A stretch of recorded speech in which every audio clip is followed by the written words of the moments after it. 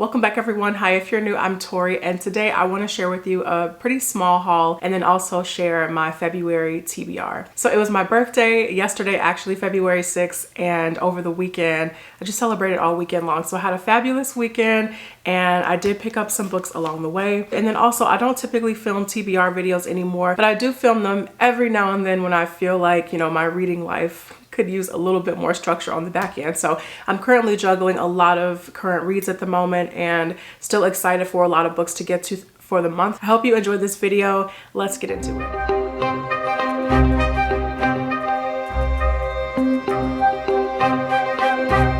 So this weekend I went to two different bookstores. The first was Semicolon and then the other was Unabridged. And at Semicolon I picked up 3 and Unabridged I got 2. So I picked up 2 books by Nnedi Okorafor. The first was Noor, and I have been really looking forward to getting into this. I love Nnedi Okorafor. I talk about her a lot on this channel. In this we have a woman who goes by the name AO, which stands for artificial organism. And it sounds like this book is going to be dealing a lot with biotechnology and of course themes of Afrofuturism that Nnedi Okorafor is just excellent at. And then with everything that AO has been through in her life, that eventually sends her on the run, and she ends up meeting this character named DNA, and together they go on this epic adventure across northern Nigeria. This is gonna be one I'm gonna get to sometime in 2023. And then the other book I picked up by Nnedi Okorafor was Akata Witch. This is a trilogy I've been wanting to get into for a while. Actually, I think this is her young adult trilogy. In this we have our main character Sunny, and she's someone who really loves sports, but she also has some magical abilities. And eventually she falls in with this group of magic students at this school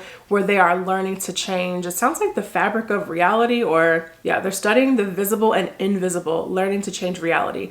And eventually the authorities want these students to investigate a crime that's happened, and so we go from there. That's all I know about this, but I've heard some really great things about Akata Witch, and if it's anything like the other books that I've read by Nnedi Okorafor, I am sure that I will love this one as well. And then the last book that I picked up from Semicolon is one that I have had my eye on for a very, very long time. I have not heard a negative thing about this book. Everyone who has read Amari and the Night Brothers by B.B. Austin just comes out singing this book's praises. So I am intrigued. This is a middle grade fantasy novel. In this we're following Amari, and she has never stopped believing that her brother is alive. He's gone missing, but no one just has any faith that he's ever going to be found. But then one day Amari, she finds these clues in her brother's closet, and it eventually leads her to the Bureau of Supernatural Affairs where she has to compete.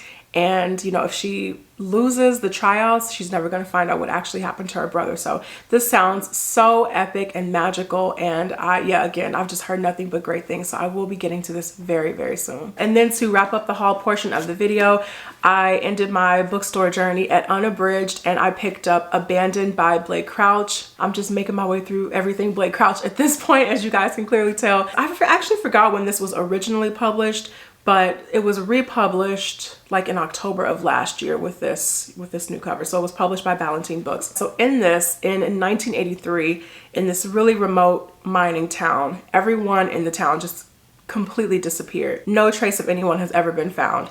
And so cut to what sounds like present day, we have our main character who is a journalist and her father who is a historian, and together they go to this town and try to figure out what actually happened. I cannot wait for this. I have not read a bad thing by Blake Crouch at this point, and if it's anything like his other books, I'm sure there are just going to be so many twists and turns and moments that keep you in suspense, keep you guessing, so I cannot wait to get into this either. And then the last book of the haul is this book I have never heard of before. I was just browsing in Unabridged, and the cover just grabbed my attention. It's called Grievers, and this is by Adrienne Marie Brown. This sounds really incredible. This is a post-apocalyptic novel, been blurred by Tananarive Due, and it sounds like the author was really heavily inspired by Octavia E. Butler's legacy and her work. We have our main character, Dune, whose mother is patient zero for this illness that's been going around. And when her mother eventually passes, Dune, she's navigating the poverty and the loss of Detroit in search of answers and, trying to figure out what exactly is going on. I'm gonna read you the blurb from Tananarive Due just to give you a better sense. So she says, Grievers is a beautiful debut novella by Adrienne Marie Brown, who is already one of our most important voices in Afrofuturism and true life world building. Grievers could not be more timely, tackling loss, plague, gentrification, memory, and grief with a path forward in a future Detroit. Each paragraph is lovingly crafted, a story unto itself, blending a tapestry no reader will soon forget. So there you have it. This sounds great. I also think this is the first book in a series, so if I love this, I will definitely be reading book 2. So now let's get into my February reading plans. I actually don't think this is that ambitious. It's like a normal, feels like a normal reading month. So the first book I'm prioritizing this month is Midnight Robber by Nalo Hopkinson. I have been wanting to read Nalo Hopkinson for years, and I'm finally doing it. So this takes place on a Caribbean colonized planet called Toussaint, and in this we're following our main character, Tantan. Something happens though where Tantan's father commits this crime, and the two of them have to flee, and they get wrapped up in this world of myth and folklore. And Tantan soon finds out that all of that is very real, and she has to, you know, dig into that a little bit more in order to save their lives and get them out of their situation. So this sounds amazing. I've always been wanting to get a couple of Nalo Hopkinson books under my belt, and I feel like this is a great place to start. So I will keep you updated, but yeah, this is definitely priority number 1 for February. And then next, I'm gonna be continuing on with the Wayward Pines trilogy by Blake Crouch. This is book 2, Wayward. Book 1, Pines, you guys, was so good. I'll leave a link to my wrap up somewhere, but it was so good. Honestly, I'm still thinking about Pines. We're following Ethan Burke, and he just gets wrapped up into the mystery of this town, Wayward Pines, when he goes to investigate the disappearance of 2 federal agents. It is just nonstop, mess with your head, twists and turns, trying to figure out what is going on. I loved it so much. So after the way the first book ended, I should have picked up book 2 immediately, because it was really that kind of book where you're just like, it can't end like that. I need to know what happens next. So Wayward is the second installment. This is priority number 2 for February, and I cannot wait to read this. And then next, I'm going to be reading The Blade of Faith this month by David Dalglish. This is book 1 in the Vagrant Gods trilogy series, whatever this is going to be. This book came out last year, and I wanted to read this so badly when it came out, but it just kept slipping down the TBR every month throughout the year. Now is finally the time. Cannot wait. This is a high epic fantasy book. In this, we're following our main character, Cyrus, who was pretty young, like a young teenager when he saw his parents murdered in front of him. And from there, he gets wrapped up with this group of revolutionaries in the hopes that one day he can get revenge on the people who ruined his life. So this sounds amazing. I've heard nothing but great things about this one. And I think book 2 actually just came out pretty recently, so I gotta start catching up. So yeah, this is coming up in February as well. And then the next book I'm really looking forward to getting to this month is Lone Women by Victor LaValle. This book is actually out in March. This is early copy that I received from Penguin, so a big thank you to them. I feel like Victor LaValle is an author that I can keep growing with as a reader, because I wasn't the biggest fan of The Ballad of Black Tom. I thought it was okay. And then I read The Changeling, and I thought that was okay too. Like, I liked it, but The Changeling sat with me for a long time, and after a while I was like, no wait, that was actually really amazing. So The Changeling just kind of crept up on me, and Victor LaValle's storytelling in that just is still sticking with me. I think he is such a great writer, and so I was really interested when Penguin reached out and asked did I want a copy of Lone Women. In this, we're following our main character, Adelaide Henry, and she carries around this huge steamer trunk with her that she keeps closed at all times, because if she opens it, destruction soon follows. And we're following Adelaide on this just lonely journey as she's walking with the steamer trunk. And I think actually we're getting a little bit more backstory too, because it does mention that the secret that she's carrying with her killed her parents, so that's a lot that she's dealing with as well. So this sounds great. It says blue skies, empty land, and enough wide open space to hide a horrifying secret. And then next we have a big one here. I wanted to get to this one in January, but that didn't happen.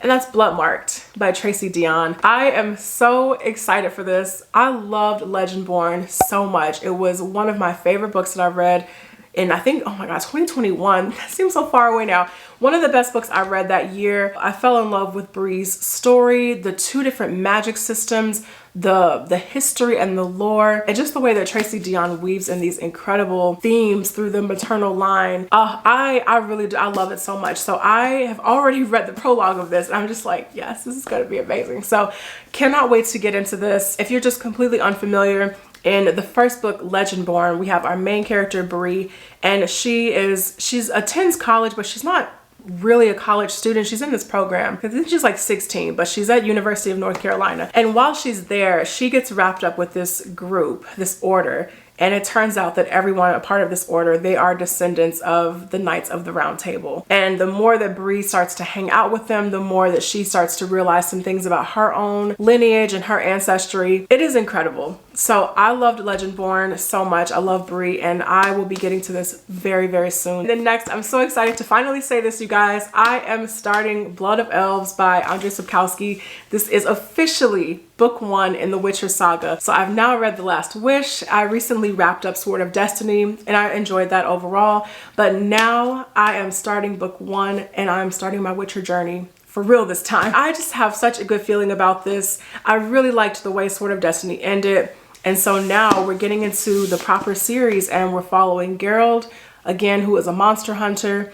And now Geralt, he has been waiting on this, you know, prophesied child. And so now we're getting into Ciri's storyline and him having to look after her, protect her. Of course, we got Yennefer in the mix. I cannot wait. I love this world already. I've always been a big fan of The Witcher universe and the Witcher characters. After finishing Sword of Destiny, I'm just like, Ciri is just, she's so precious. Like, just keep Ciri safe. I just cannot wait to keep updating you on how my Witcher journey is going throughout the year. So stay tuned for Blood of Elves, but it is finally happening. And then last but not least, I plan on reading Breaking Day by Adam Oyebanji. And this is a sci-fi, I'm not sure what the exact subgenre is. It's either like sci-fi thriller or sci-fi mystery horror, I don't know. So the crew in this, they've been on this ship for generations, and now the ship is about to go through this process known as Breaking Day, when it starts to enter the gravity of their destination star.